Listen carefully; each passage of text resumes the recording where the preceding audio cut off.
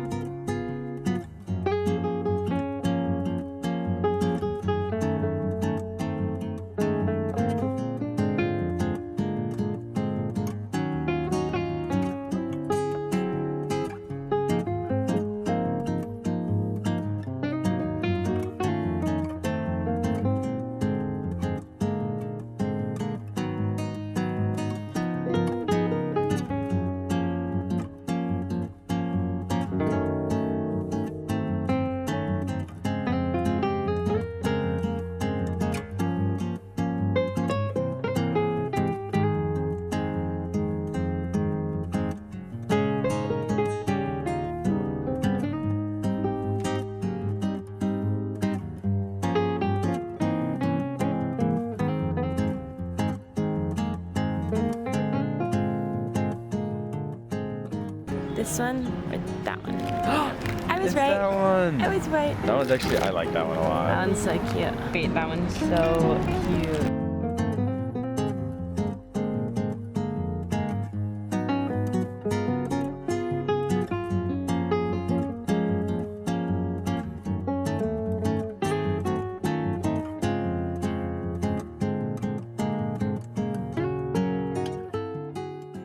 I am on book 9 of the Odyssey, and I'm at the part where Odysseus is now recounting his tale to the Phoenician king after being taken in by the Phoenician princess as he washed up on shore. Is the name from the Miyazaki film based on the Phoenician princess Nausicaa? I don't know. The thing that I notice about this is it's different than Nolan's, where this has a lot more things about like the gods and things going on around Odysseus. Like Athena is a much larger character who is advocating for Odysseus. Zeus is the one that is kind of keeping him captive. We also have like Hermes being sent down. I mean, this book starts off with the gods holding a council about Odysseus being held by the nymph Calypso. The first 4 books aren't really even from Odysseus's perspective. It's Telemachus as he is having conflicts with the suitor and his mother being forced to remarry, him going on his own voyage by himself to try and find any word of his father still being alive. Telemachus goes to Pylos and he talks to Nestor, Lord of horses, and he learns of Agamemnon's death by his wife. Nestor sends his son with him on his next voyage because he tells him to go somewhere else. And then at book 9, I'm at the part where they're starting to actually recount Odysseus's journey. Prose are beautiful, simplistic. They feel so nice to read sometimes that I even like to speak them aloud. Like I feel like I'm constantly urging to like read it aloud just because I feel like it sounds so nice. It's kind of crazy because it's now July 29th. I've been a little bit slow to read the Odyssey, and actually this version of the Odyssey, the Emily Wilson version, kept selling out at my Barnes & Noble, which was wild. So it actually took me a while to actually start this. So actually, it's kind of funny. Both Athena and Telemachus will be returning to theaters in Spider-Man Brand New Day in a couple days. So I'm excited to see that movie too.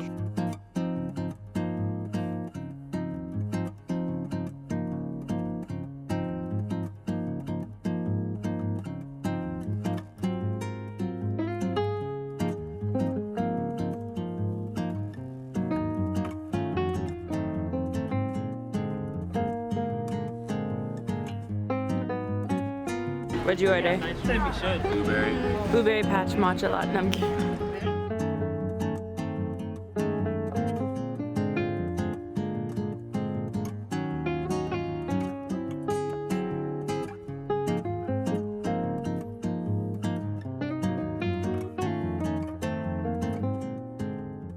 The crazy thing to me about the Odyssey is it's the part that you actually think of when most people talk about the Odyssey is actually only like this long. It's from book 9 all the way to book 13, which I'm currently reading into book 13. And it's all just kind of the recounting of Odysseus to the king after, being tempted by the lotus flowers, being pushed over to the Cyclops, which I like this version of the Cyclops because it is more of Odysseus kind of just outwitting the Cyclops. He goes in with good intent and tries to talk about shelter and stuff to the Cyclops, and the Cyclops ends up eating 2 of their men, saying that his gift to Odysseus is actually just killing him last. They get trapped inside with the heavy door. He gives him wine, and as the Cyclops gets a little tipsy, he stabs him in the eye, gives him a false name as they escape with the herd that he lets out in the morning, taunts the Cyclops back by telling him his real name, which makes Poseidon angry at him, as the Cyclops throws and just launches this huge rock at their ship. They go to another island that is just full of these giant cannibals, and then they make their way over to Circe's island where all of the men get turned into pigs. Odysseus figures it all out because Hermes kind of gives him a little bit of a hint. They go back to Circe's island at one point too. They go to Hades. He ends up talking to a lot of his dead men as well as the dead prophet, and even just seeing his mother as well. I forgot earlier on they get pushed off course again because all of his men become greedy, saying that Odysseus is getting all of this treasure, so then it opens like a bag of wind and it takes them somewhere else. They finally set sail again and they run into Tiresias, which is they were told by Circe as well as the dead prophet that some of his men were going to die no matter what, whether they go towards a spot where they're like sucking in water and shooting water back out, or if they get eaten by the many mouths, which they get eaten. And then finally the men are like, oh, we've had enough. We must go to this island, which is the island of the sun god, which they were told not to go to. And then Odysseus kind of gives in and says, just don't eat any cattle. And then, they eat some of the cattle. And then Zeus gets very angry and destroys all of their shit. And that kind of brings us back to the beginning where Odysseus is back on the island of Calypso. I don't know. I think it's interesting that this was kind of just a recounting from Odysseus' perspective back to the king. And now I'm back on book 13 and I still have, quite a lot to go.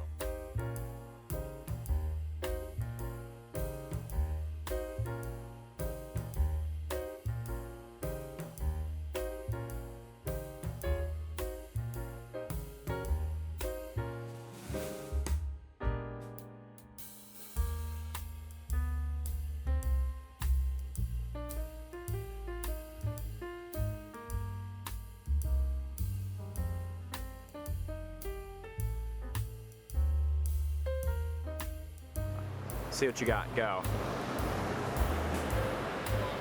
Wow. That was something else. I got that.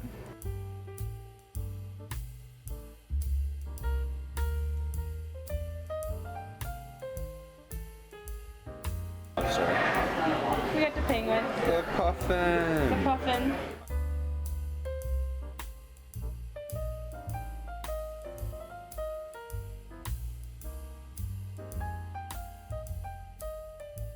So close to being finished. I am on book 22, and this is concluding the part of Odysseus shooting his bow and revealing himself to the suitors, killing the other suitors, and their reign and terror over the land of Ithaca is finally coming to a conclusion, as well as this story I think only has another 20 pages or so. Athena has been playing a lot bigger of a role, as she is the one disguising Odysseus as a beggar after he gets dropped off back on Ithaca by the Phoenician people, which actually it kind of sucks for the Phoenician people because they dropped Odysseus off and then their ship goes back, then gets turned into stone for helping him, threatening to turn their whole lands into mountains, which is crazy.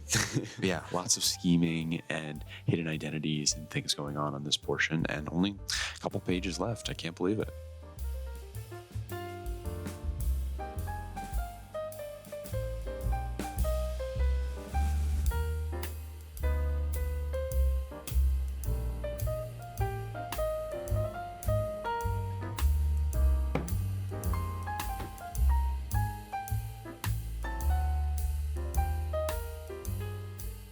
After rereading the Odyssey, I have to agree that it is still one of the greatest stories ever written, nearly 3,000 years later. For me, living up to the legacy that has been surrounding it, and even living up to the genre that it created, the epic genre, the story is able to stand the test of time because honestly, it still kind of has such a modern premise. The story is simple. It's about a man who has become enlightened over a journey as he tries to reach a destination.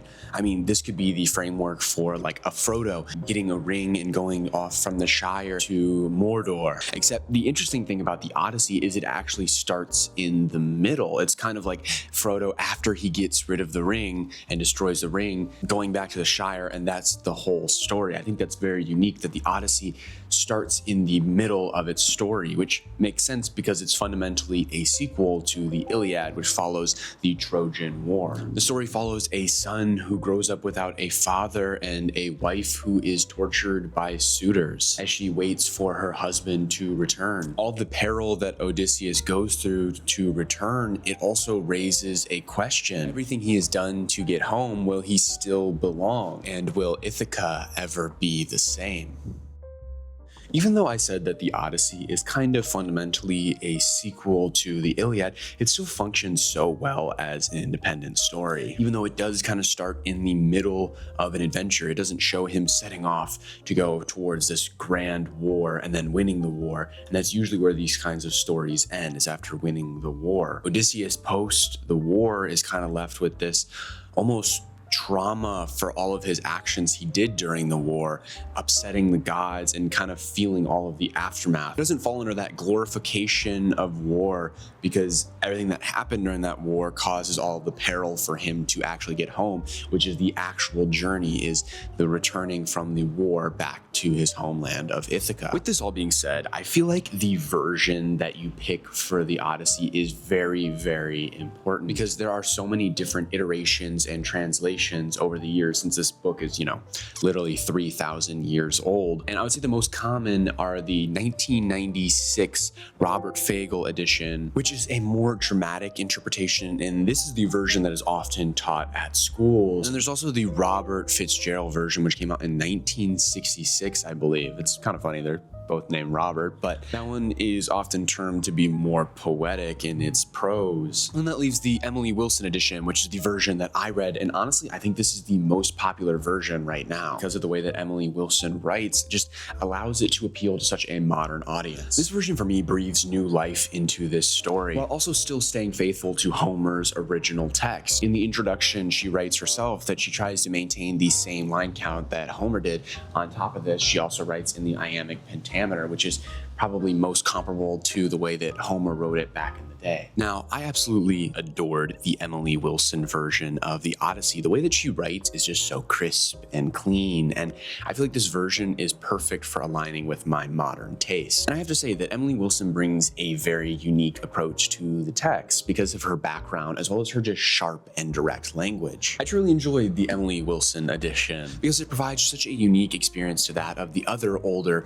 prestigious, and esteemed versions of this story. It is truly just such a unique version to that of the older renditions. This version for me breathes new life into the story of the Odyssey while also staying faithful to somewhat of Homer's original intent. Emily Wilson states in the introduction to this version that she tries to stay as faithful as possible by maintaining the same line count as the original Homer poem. She also writes in a eloquent and beautiful iambic pentameter, which would have been the closest to the way that Homer wrote it, and the diactic hexameter, which was kind of the traditional way of writing these Greek poems. I'm not too well versed in this, along with the fact that I can't read Greek, so I can't really attest to the original Homer version, but I believe that this is kind of just a 6-metered rhythmic pattern. Her prose really do sound just beautiful, and I found myself pausing and slowing down as I read so I could just enjoy the wording, also speaking it aloud, because they sound so nice while also maintaining such a modern voice, making it feel light and crisp as you speak it or read it. It makes me very interested almost to hear this whole thing read aloud,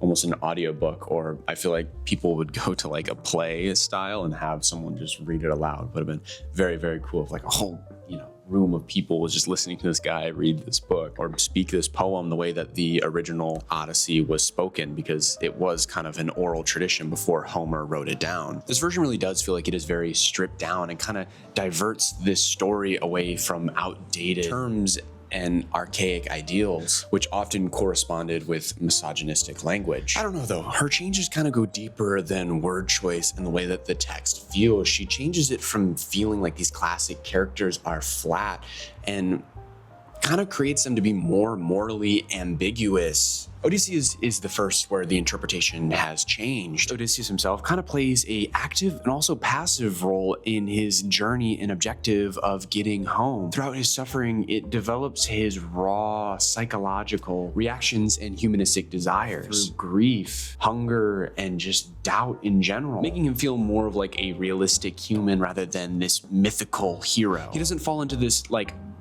heroic archetype. Odysseus' character then kind of just becomes a symbol, kind of representing that universal human experience, just running into an obstacle and getting knocked off course by something that you didn't see coming. Ithaca is what you as a reader and as a person are trying to reach, and then just all of the setbacks that you hit across the way to get to that goal. I mean, it's just kind of a metaphor for life. What are you trying to become, and what is that destination that you were trying to reach? Everyone has had that experience. There's always a goal that you were trying to get to, and what are the different obstacles that you hit along the way. And it's also just what you learn and take from along the way that allows you to get to that destination. You become a changed person. Very similar to the way that Odysseus changes. This can go even further because Odysseus kind of fits into a ton of different roles, kind of making him a little bit of an everyman. I mean, he has his distinct characterizations of being like this mastermind war general, but also he fills all these different roles throughout the story. He kind of becomes a pirate, a carpenter, a king, an athlete, a beggar, a husband, a lover, a leader, and then finally a thief. He never treats his misfortunes as if he is the victim. I mean, he could have avoided old age and death all along by staying with Calypso, yet he longs to retrieve his identity not as a victim of the tragedy that is his shipwreck and loss of all of his men, but it's the thought of returning home and going back to his family that pushes him through all of this. And this book tries to build on a ton of morals as well. Things like loyalty, hospitality, intelligence over raw strength, greed of the suitors get punished, virtues like patience, fidelity, and self-restraint. Ultimately, in the end, because he follows all of these things, restores him to his home and his family, as well as just divine justice and divine intervention is strongly at play in this story. The setting of the story is also very interesting as well because it kind of blends this whole feeling of realism with these kind of fantastical elements. I feel lucky enough that I have actually been to Greece and have been in the Mediterranean, so I feel like a lot of the typography and things that I was visualizing for this makes sense. And a lot of the original audience of the Odyssey would be aware of all of these cities and places. I mean, you see this online. There's lots of maps kind of showing where Odysseus may have gone because the way that the book describes it, it's oddly vague. It all could fit into the real world and real geography, yet it still kind of pushes you over to these fantastical elements, these kind of mythical places that he ends up. The whole point of the book is it's not trying to give you specific places that he went. It tells you that he started in Troy and he was trying to go back to Ithaca, but in between there, he kind of just bouncing around in kind of this purgatory space. All of the islands in the sea would have been familiar to the audience that would have been reading this 3,000 years ago, yet it still evokes such fantasy. And this poem both questions and promotes all of the different ideals and fantasies that go on throughout its story. And I feel like the conclusion of this story is that all of this time goes by, yet all of these changes can still be undone for Odysseus. And the notion that there is such a thing as home and a place that you belong, while also building a fantasy in its conclusion where people and relationships can stay the same forever. I mean, it's interesting looking at Ithaca while Odysseus is away for all of 20 years. 10 years off at the Trojan War and 10 years as he tries to get back. It all kind of stands in this kind of paralysis as it waits for Odysseus to get home. Everything is waiting and nothing really seems to change. I mean, Penelope's intentions overall is to slow down and push off the suitors for as long as she can to maintain her place on the throne while waiting for her husband. And this time is kind of just talking about Penelope almost, it's kind of a little bit vague for her too. Telemachus is also an adult now and was just recently born when Odysseus left. I think his age is like anywhere between like 21 and 22. Yet he still is kind of this child. He's never really allowed to grow up. He's described as being physically strong and handsome, but he struggles with this emotional immaturity. Also, I feel like a couple times it's also brought up that there's a lack of a brother figure for him too. Him being an only child is also baked into his character. The Odyssey itself is just very, very interesting, and I feel like there's so much rich just characterization and storytelling within this book. And I feel like it's very hard to actually talk about this version of the book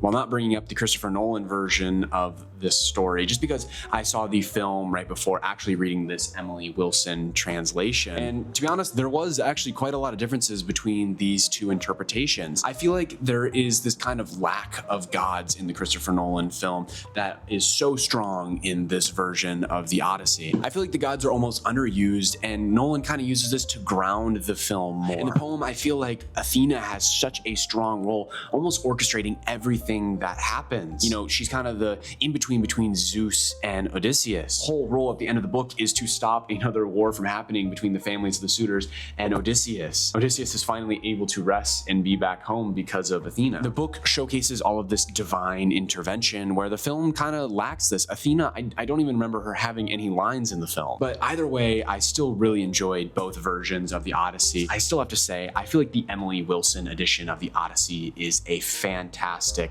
version of the story. After finishing this version of the story, it definitely makes me want to go back and try other versions of the Odyssey and just see all the differences and all the different interpretations and choices that these translators made. And I have to say, I think the Odyssey is becoming one of my favorite stories ever.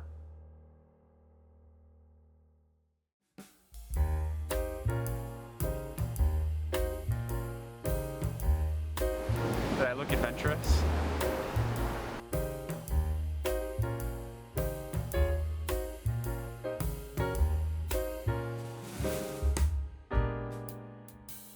This is the film strip I got from the Odyssey. Isn't that sick? Produced on Kodak 70mm. I'm not gonna lie, the projection was really, really, really cool. This was the widescreen version, but seeing it on film was super cool.